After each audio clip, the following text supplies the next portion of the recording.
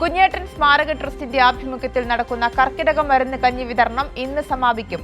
10 വർഷമായി എടപ്പാൾ പഞ്ചായത്തിലെ വെങ്ങിനിക്കരയിലാണ് മുടങ്ങാതെ സൗജന്യ കർക്കിടക മരുന്ന് കഞ്ഞി വിതരണം നടക്കുന്നത്. സഖാവ് കുഞ്ഞേട്ടന്റെ ഓർമ്മകളിലാണ് ഇപ്പോഴും വെങ്ങിനിക്കര ദേശം. കുഞ്ഞേട്ടൻ തുടങ്ങിയ സൗജന്യ മരുന്നുകഞ്ഞി വിതരണം മുടങ്ങാതെ തുടരുന്നു. ഈ മാസം 25-നാണ് ഇക്കൊല്ലത്തെ കഞ്ഞി വിതരണം ആരംഭിച്ചത്. Ponnani block panchayat president advocate Gayathri പരിപാടി ഉദ്ഘാടനം ചെയ്തു. ഇവിടെ ഇരിക്കുന്ന ഏറ്റവും പ്രായമായ മനുഷ്യൻ മുതൽ ഇവിടെ ഇരിക്കുന്ന ഏറ്റവും ചെറിയ കുട്ടി വരെ കുഞ്ഞേട്ടനെ അറിയുന്നവരായിരിക്കും.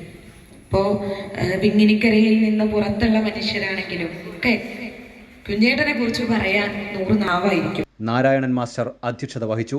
കുഞ്ഞേട്ടന്റെ സഹധർമ്മിണി ബേബി പ്രസന്ന, പ്രകാശൻ തട്ടാരവളപ്പിൽ, രാജാസ് ക്ലിനിക്ക്, ആരോഗ്യനികേതനം എന്നിവിടങ്ങളിലെ ഡോക്ടർമാരായ അരുൺ രാജ്, കാർത്തിക, ഷമീം രാമചന്ദ്രൻ തുടങ്ങിയവർ പങ്കെടുത്തു. കൈരളി ന്യൂസ്, മലപ്പുറം.